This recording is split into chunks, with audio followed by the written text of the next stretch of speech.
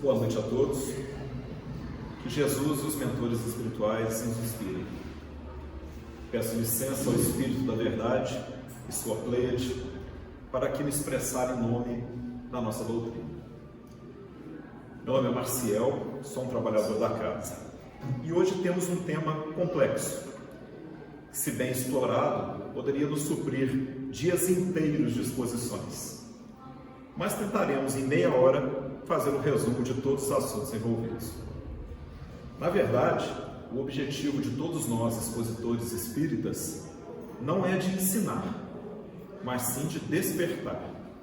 Despertar em todos vocês, a cada um que aqui vem, o interesse pelo estudo do cristianismo e do espiritismo, se tornando grandes aprendizes dessa doutrina. Pois, conforme nos disse Herculano Pires, ninguém é professor de espiritismo, somos todos aprendizes. Lei da Justiça, o Céu, o Inferno e o Purgatório, baseado no livro Céu e Inferno. Esse livro foi escrito por Allan Kardec, sob inspiração do Espírito da Verdade, em Paris, em 1865. Desde os primórdios das religiões pagãs, a imagem do céu de ócio e de prazeres e delícias e o inferno de flagelação e sofrimento sempre se fizeram presentes. A imaginação infantil das culturas assim o exigia. Mas seria o descanso um prêmio? Seria o trabalho uma punição? Estaríamos nós livres do flagelo do trabalho após atingirmos os céus? Como chamamos mesmo, aqui na Terra, aqueles que fogem ao trabalho? Seria muito diferente do plano espiritual? Fato que o descanso para os que se envelhecem na vida material é justo. Mas temos que lembrar que somos espíritos imortais. Não vamos envelhecer de modo a ver nossas forças diminuírem. Muito pelo contrário. Vejamos o que nos diz Kardec e os espíritos da terceira revelação sobre o trabalho. No capítulo dedicado às leis do trabalho, questão 678 do Livro dos Espíritos, Kardec pergunta se nos mundos mais aperfeiçoados também o homem é submetido à necessidade do trabalho, tal qual temos aqui. A pleiade do Espírito da Verdade é bem clara, dizendo que o trabalho se tornará cada vez menos material, mas sempre existirá. Que jamais o homem se torne inativo e inútil. E ainda reafirma, a ociosidade seria um suplício, em vez de ser um benefício. É só buscarmos a literatura espírita. Nossos irmãos em penúria sempre estão presos vibracionalmente a algum lugar, sem ter o que fazer. Já os que despertam para as verdades imortais ficam ansiosos por trabalhar, até mesmo angustiados, como podemos lembrar de André Luiz em Nosso Lar e de irmão Jacó em Voltaire.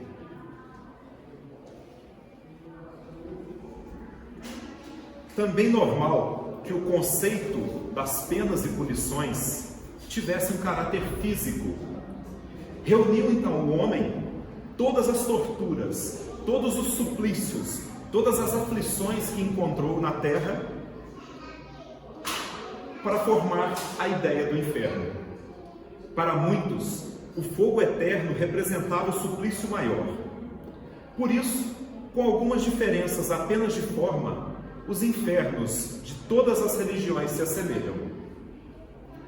Ideias imaturas para uma humanidade ainda imatura. Cabe ao Espiritismo desconstruir tais ideias para que não vejamos cada vez mais o crescimento da descrença e do ateísmo. Imaginar um descanso eterno na ociosidade? A maioria de nós, ao final de 30 dias de férias, já não aguenta mais a falta do que fazer. Qual seria então o prêmio dos espíritos venturosos? Se não é o céu de contemplação, de ociosidade, qual seria esse prêmio?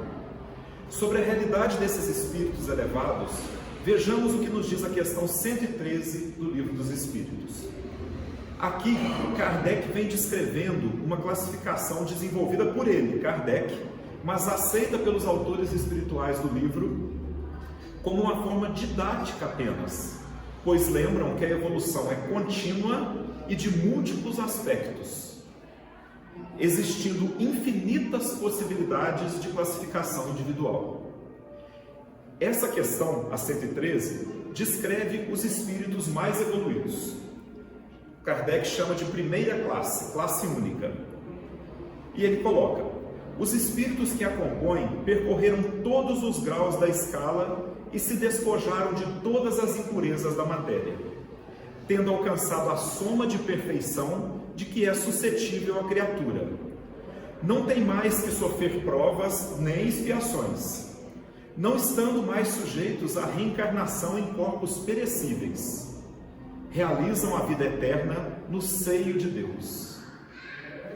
Gozam de inalterável felicidade, porque não se acham submetidos às necessidades, nem às vicissitudes da vida material.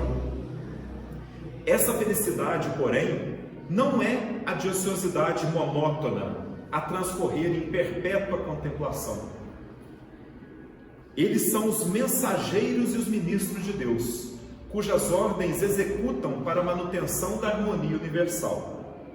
E Kardec continua: comandam a todos os espíritos que lhes são inferiores, auxiliam-nos na obra de seu aperfeiçoamento e lhes designam as missões. Assim, os homens, nas suas aflições, são assistidos, concitados ao bem ou à expiação das faltas que conservam, distanciados da suprema felicidade. Essa ocupação dos espíritos superiores constitui para eles função gratíssima. São designados às vezes pelos nomes de anjos, arcanjos ou serafins. Kardec conclui aqui. Aí, gente, a gente consegue até imaginar de onde vem algumas imagens da imaginação humana, né? Quando um médium via, ou mesmo nós, uma reminiscência de memória, alguma coisa assim, tínhamos a lembrança de um espírito superior emanando luz de seu corpo, de sua cabeça, de tudo e mais.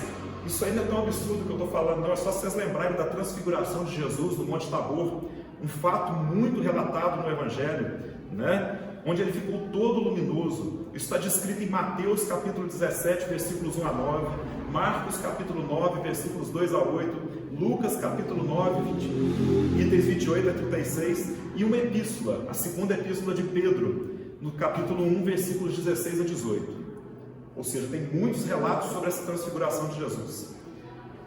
Pois é, será que essas luzes que emanavam desses espíritos evoluídos, que eram vistos pelas pessoas ou encontrados em sonho, qualquer coisa, não poderiam ter sido facilmente confundidos com auréolas, asas luminosas e tudo mais, e mudaram a imaginação do ser, fazendo surgir aquela imagem do anjo que a gente tem clássica?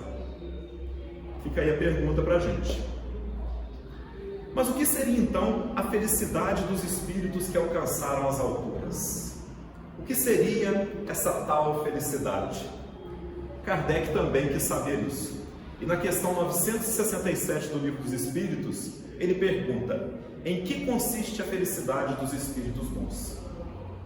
E a resposta dos espíritos não tarda: em conhecerem todas as coisas, em não sentirem ódio, nem ciúme, nem inveja, nem ambição, nem qualquer das paixões que ocasionam a desgraça dos homens. O amor que os une lhes é fonte de suprema felicidade. Não experimentam as necessidades, nem os sofrimentos, nem as angústias da vida material. São felizes pelo bem que fazem. Contudo, a felicidade dos espíritos é proporcional à elevação de cada um. Somente os espíritos puros gozam, é exato, da felicidade suprema, mas nem todos os outros são infelizes. A felicidade também pode se dar em graus, ou seja, já podemos começar, mesmo não estando ainda nas alturas. E a condenação eterna? imaginar um ser eternamente condenado por um momento de fraqueza, um ato impensado. Onde ficaria então o ensinamento do Cristo de perdoar 70 vezes 7? Serviria só para nós? Deus permitiria tal absurdo? Nós mesmos condenamos a atitude de pais que não perdoam filhos arrependidos. Seria Deus pior do que nós? Sobre essa ideia de sofrimento eterno, em O Livro dos Espíritos, encontramos uma explicação interessante nos comentários da questão 125. A pergunta 125 é: os espíritos que enveredam pela senda do mal poderão chegar ao mesmo grau de superioridade que os outros? A resposta é clara: sim. Mas as eternidades lhes serão mais longas. Aí Kardec entra. Por essas palavras, as eternidades, se deve entender a ideia que os espíritos inferiores fazem da perpetuidade de seus sofrimentos, cujo termo não lhes é dado ver. Quantas vezes nós mesmos não tivemos a sensação que o momento ruim não iria acabar nunca? Uma internação, uma briga, presos no trânsito, numa aula ruim, numa palestra ruim. Na verdade, nós espíritas não acreditamos, gente, no céu ou no inferno como locais para onde vamos, mas sim como estados de espírito. Cada um carrega consigo o seu próprio céu e o seu próprio inferno, a depender de como se porta diante dos reveses da vida e de seus semelhantes. Por isso, vemos pessoas extremamente desprovidas de bens materiais felizes, e pessoas abastadíssimas que carregam uma amargura intensa consigo. Bom, concluindo esses pontos, de que sob a visão espírita não existe o céu da contemplação inútil, muito menos o inferno do suplício eterno, trabalharemos o último conceito, o do purgatório. Bom, gente, o purgatório, para vocês entenderem, não é um conceito unânime entre as doutrinas cristãs. Acredita-se que a crença em sua existência provenha de alguns concílios da Igreja Católica. Esses concílios seriam o de Lyon, em 1274, o de Florença, em 1438 até 1445, e o famoso Concílio de Trento, de 1545 até 1563. E seria um lugar intermediário entre a condenação eterna e o céu de delícias. Mas um detalhe: todo mundo que está no purgatório está salvo. Seriam conduzidos ao céu, cedo ou tarde, a depender das orações dos vivos e de seu arrependimento. Vejamos como o purgatório é descrito no site da Canção Nova. Se eu tirei do site, está aqui em cima o endereço para quem quiser ver. O purgatório significa, pois, a graciosa possibilidade que Deus concede ao homem de poder e dever, na morte, amadurecer radicalmente. O purgatório é esse processo doloroso, como todos os processos de ascensão e educação, no qual o homem, na morte, atualiza todas as suas possibilidades, purifica-se, daí o termo purgatório, de todos os seus limites, fruto da própria história de pecado, de maus hábitos adquirido ao longo da vida. Bom, e se a gente lesse novamente, tirando os termos na morte e acrescentando 2 S's ao final? Vamos lá? O purgatório significa, pois, a graciosa possibilidade que Deus concede ao homem de poder e dever amadurecer radicalmente. O purgatório é esse processo doloroso, como todos os processos de ascensão e educação, na qual o homem atualiza todas as suas possibilidades, purifica-se, daí o termo purgatório, de todos os limites, fruto da própria história de pecado, de maus hábitos adquirido ao longo das vidas. Percebem alguma semelhança? Senhoras e senhores, tenho a grata satisfação de dizer a todos vocês que, segundo a concepção de Kardec, estamos todos no purgatório. É isso mesmo. Kardec aplicou o conceito de purgatório às nossas encarnações aqui na Terra. Para mais entendimento sobre esse fato, que é um fato muito delicado, é um capítulo inteiro do livro, eu sugiro a leitura do capítulo 5 da primeira parte do livro Céu e Inferno. Tá? Lá vai ter tudo isso detalhadamente.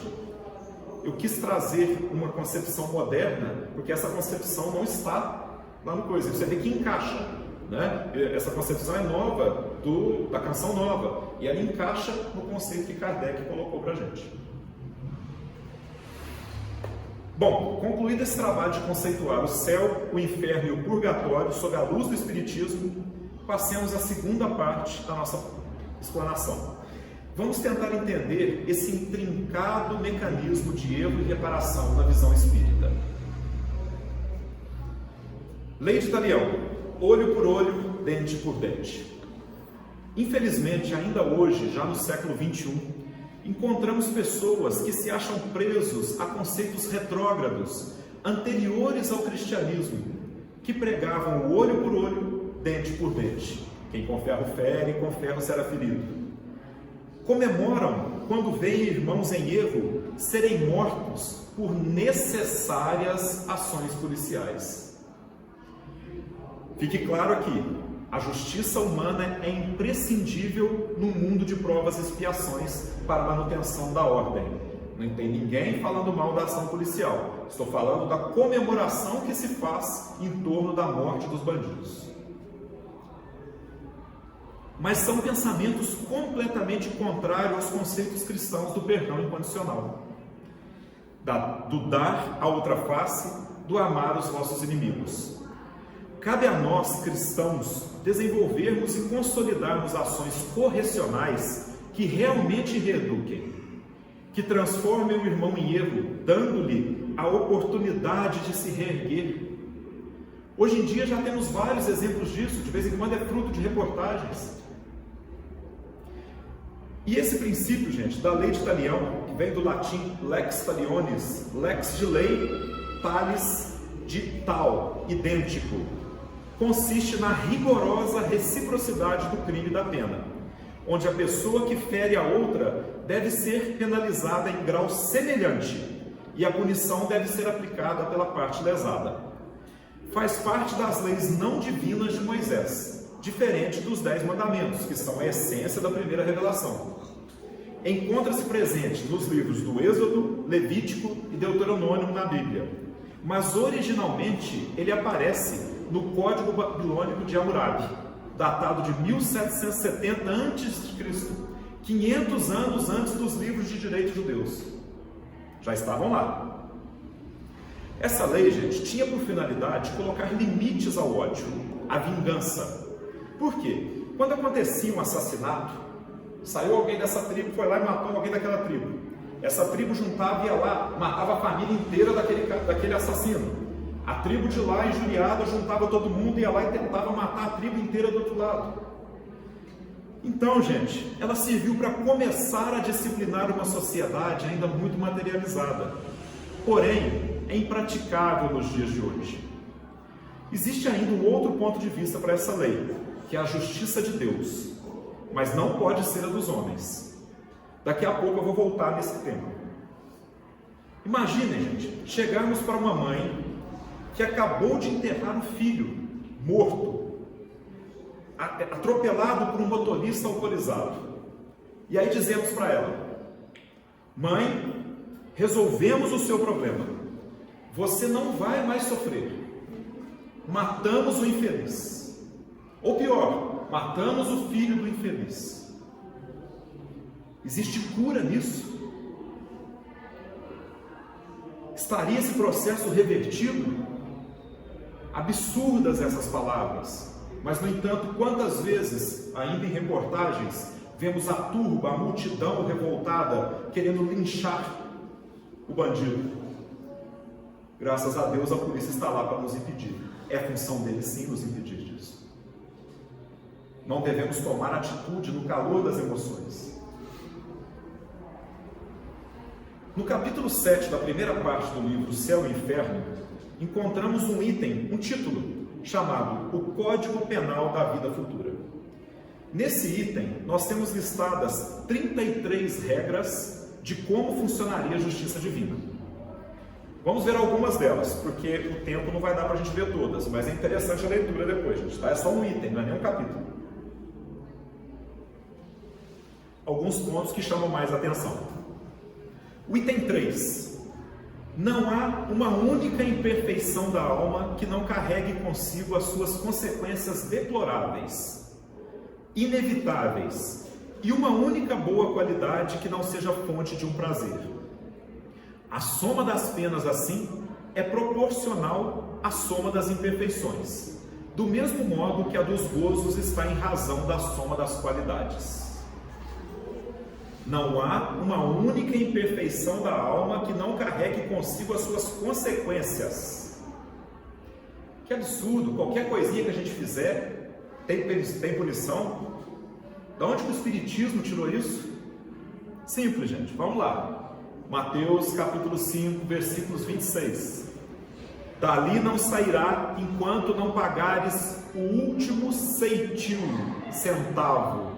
Essa foi a expressão usada por Jesus. Ele não colocou enquanto não pagares seus grandes erros, colocou enquanto não pagares o seu último seu último centavo devido.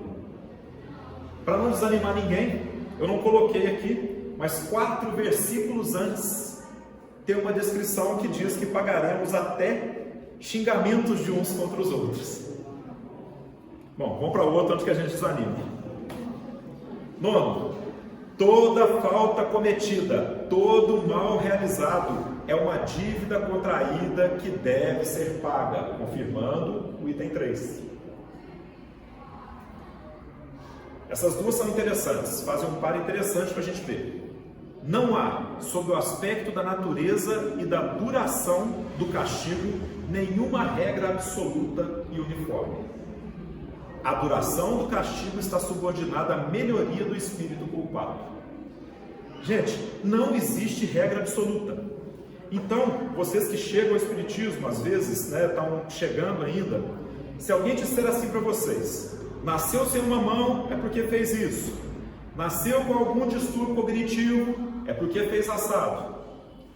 Ou essa pessoa está equivocada com relação à doutrina espírita, ou ela não é espírita. Não existe regra determinada. Também não há um tempo determinado.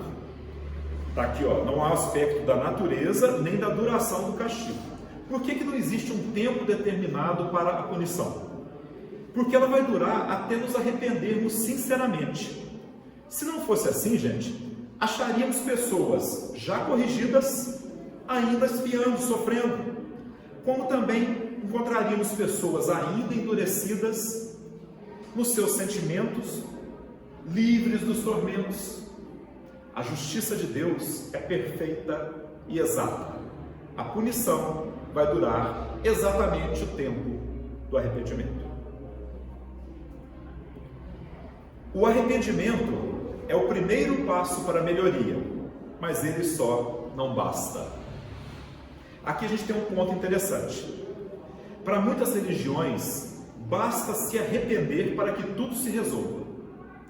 No Espiritismo não é bem assim. Há detalhe, gente, sobre o arrependimento. Ele pode ocorrer em qualquer parte do processo de cura e a qualquer tempo. Pode ser o primeiro ou o último a acontecer. Isso não importa. E aí a gente tem o segundo passo para essa melhoria, para essa nossa libertação do erro, que seria a famosa expiação que a gente ouve falar no Espiritismo. Mundo de provas e expiações. Essa, gente, vai consistir nos sofrimentos físicos e morais que são a consequência da falta cometida, seja desde a vida presente, seja depois da morte, seja na vida espiritual, seja uma nova existência corporal, até que os traços da falta tenham se apagado. É da lei divina que todo aquele que comete uma falta receba agravo semelhante de volta. Por que semelhante? Porque ele pode ser agravado pelo endurecimento dos sentimentos de quem cometeu, ou amenizado pelo trabalho em caridade cristã. Olha a expressão, gente, caridade cristã, uma coisa muito além de esmolas. A caridade cristã está em qualquer ato onde se encontre duas pessoas, num aperto de mão, num sorriso, num bom dia, em atos em benefício das pessoas também. Por que isso? Para que o espírito possa sentir o mal que causou, evitando num futuro, ainda que inconscientemente, cometê-lo novamente. Fique claro também que a intenção é fator importante na definição das penas. Existe um caso interessante que eu não consegui trazer pelo tempo, de dois comparsas que praticaram o mesmo crime. Os dois fizeram exatamente a mesma coisa. Foram lá, roubaram, mataram, foram embora e fugiram. E aí depois descreve a punição dos dois, quais as consequências dos dois. E a gente vê que foi coisas completamente diferentes. Para um foi muito pior do que para o outro. Por quê? Porque não é o fato que determina. É sim o fato, mas a intenção. E isso vai determinar. E o arrependimento. É nesse ponto aqui, gente, que a gente entende que o olho por olho, dente por dente, é uma lei divina. Por isso, André Luiz tem uma passagem muito interessante no livro Meditações Diárias, que ele diz: nada acontece por acaso, e embora te pareça o contrário, ou seja, embora a gente ache o contrário, até mesmo o mal permanece a serviço do bem. Quando recebemos uma ação infeliz de um irmão em erro, é a oportunidade divina para pagarmos nossos débitos. Ou seja, o irmão errou, praticou um ato mal, e esse ato mal está servindo para fazer o bem a quem recebeu, porque ele está passando por aquilo que ele precisava de passar. Nós vamos falar disso daqui a pouquinho. Claro, gente, que a gente tem que lutar sim para evitar tais males, senão daqui a pouco a gente vai sair procurando os males por aí, não é assim que funciona. Mas quando esse mal nos encontrar, quando a gente se defrontar com uma situação ruim, tenhamos uma ação resignada. Perdoemos nossos algozes, oremos por eles, tal como Jesus nos ensinou no seu último esforço na cruz. Pai, perdoa-os, eles não sabem o que fazem. Só um detalhe, gente, citei Jesus aqui. Jesus não estava em expiação, Jesus estava em missão, tá? Mas Deus vai me impor um castigo? Como se daria esse processo? Deus vai chegar e vai falar: você foi mal, você vai sofrer agora. É assim que vai funcionar? Gostaria de frisar, gente, que segundo a literatura espírita, a maioria dos sofrimentos, dessas provas e expiações, se dão por escolha própria do espírito que está sofrendo. O espírito, ele escolheu, nós escolhemos o que nós iríamos passar por aqui. Doenças, deficiências físicas, miséria, perdas dolorosas. Vamos ver os comentários do Kardec após o término do capítulo 7 no Livro dos Espíritos, a pergunta 399. Uma vez chegado ao término marcado pela providência para a sua vida na erraticidade, ou seja, olha o conceito aqui, terminou a vida na erraticidade, a vida no plano espiritual. Se terminou a nossa vida aqui, é a morte. Terminou a vida lá, é o quê? A reencarnação, nós vamos voltar, né?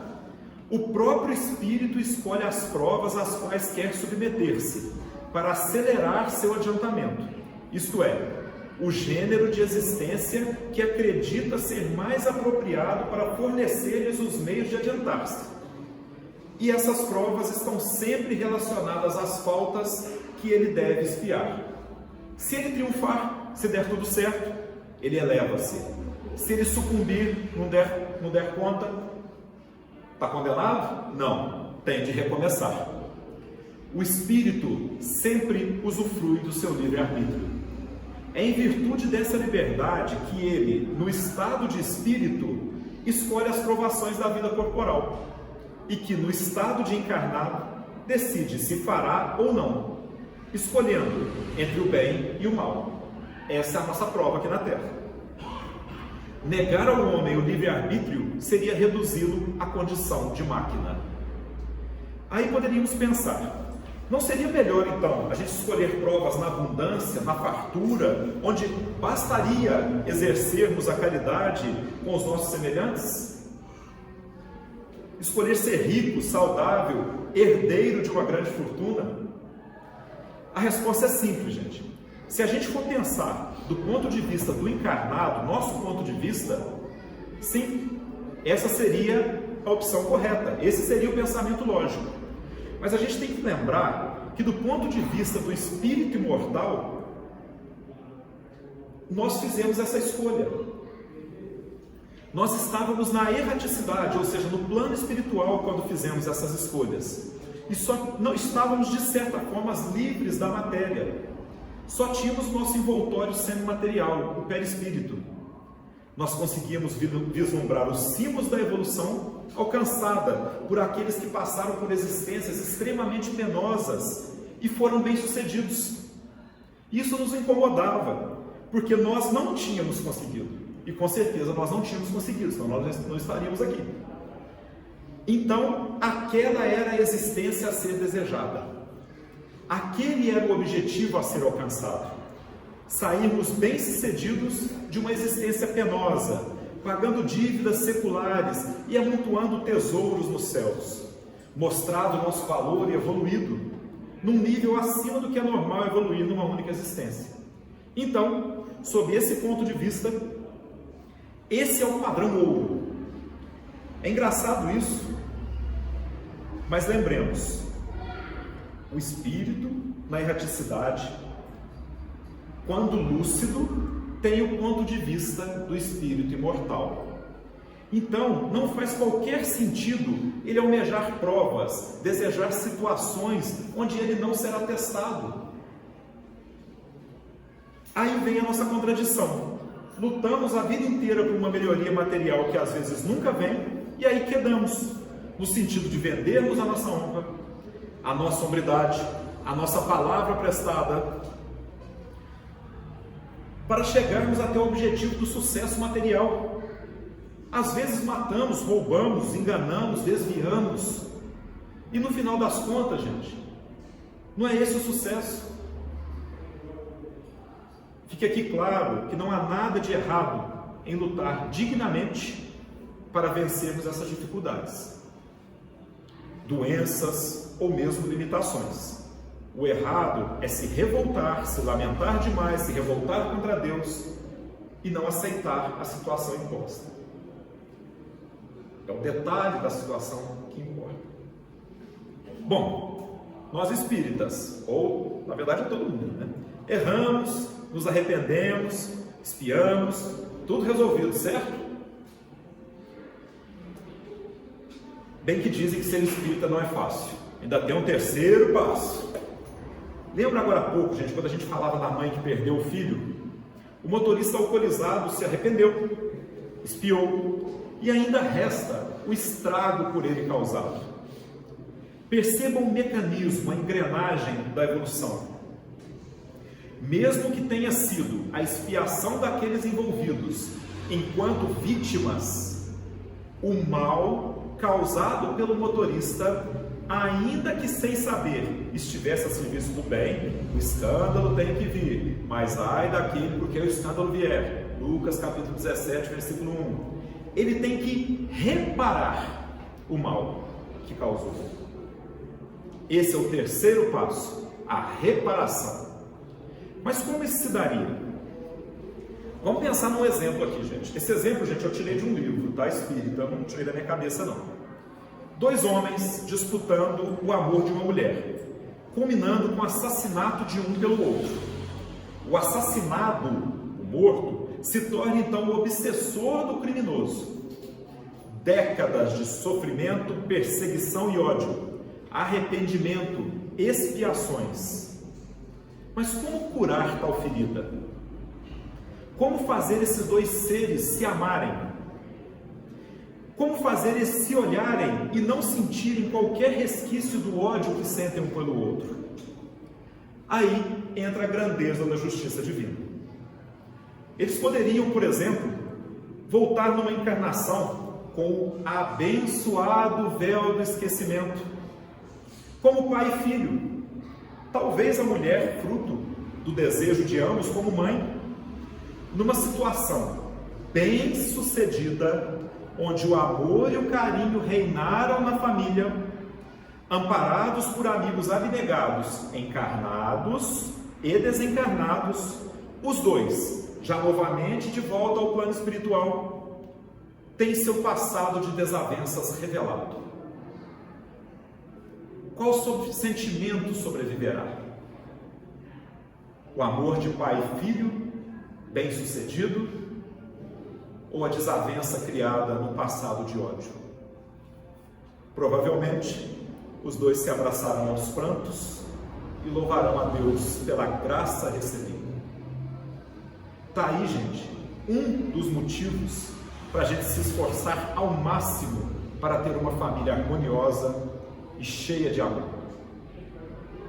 A reparação consiste então em fazer o bem àquele a quem se fez o mal. Aquele que não se reparar os seus erros nesta vida, por impossibilidade ou mesmo por má vontade, reencontrar-se-á numa existência ulterior, numa próxima existência, com as mesmas pessoas que tiveram que se lastimar dele, de maneira a poder provar-lhes seu devotamento e fazer-lhes tanto bem quanto haja feito de mal. Mas e as faltas que não acarretam um prejuízo direto, efetivo a outrem, como no suicida, por exemplo? Teria reparação a se cumprir? A resposta é sim, gente, tá? Fazendo o que se devia ter feito e não fez. Cumprindo os deveres que foram negligenciados, as missões em que faliu. Prover uma família, educar um filho, amparar um pai necessitado na velhice, lutar contra uma injustiça, etc. Nós tínhamos as nossas missões, nós interrompemos por escolha própria. Bom, para a gente ter as últimas considerações, vamos ler algumas coisas rápidas aqui. 20ª, quaisquer que sejam a inferioridade e a perversidade dos espíritos, Deus jamais os abandona.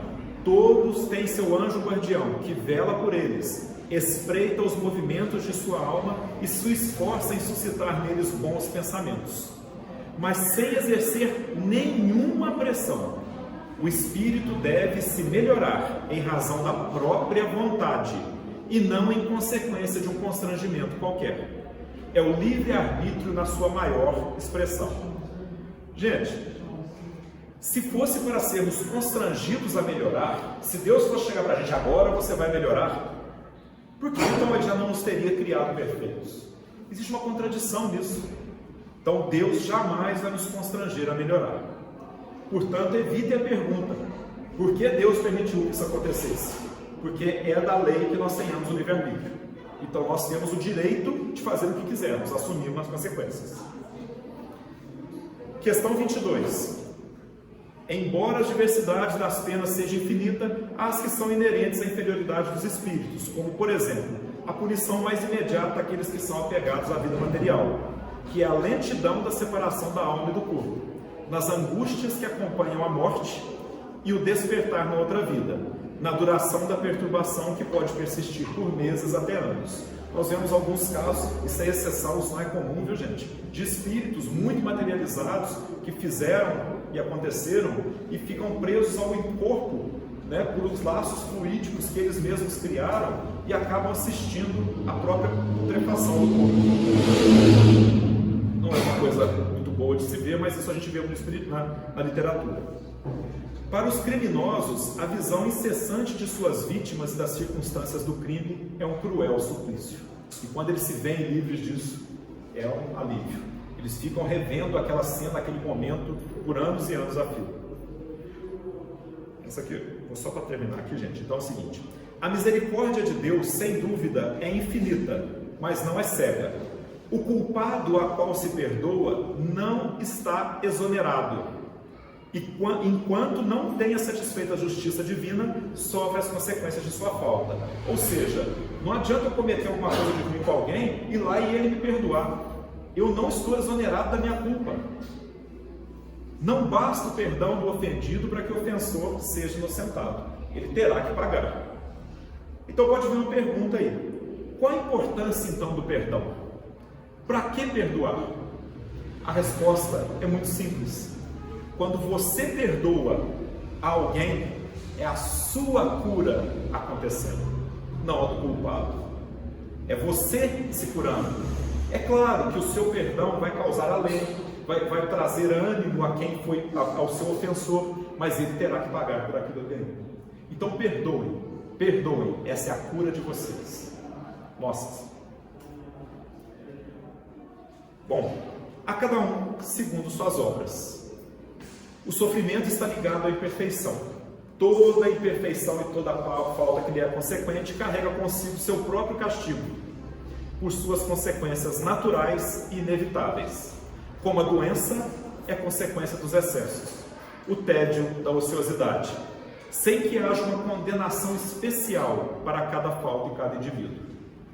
Todo homem, podendo se desfazer das suas imperfeições por efeito da sua vontade, pode se poupar dos males que são as suas consequências e assegurar já a sua felicidade futura. Tal é a lei da justiça divina, a cada um segundo suas obras, tanto na terra quanto nos céus. Assume logo uma atitude conciliadora com seu adversário, enquanto estás com ele no caminho. Palavras de Jesus. Boa noite a todos.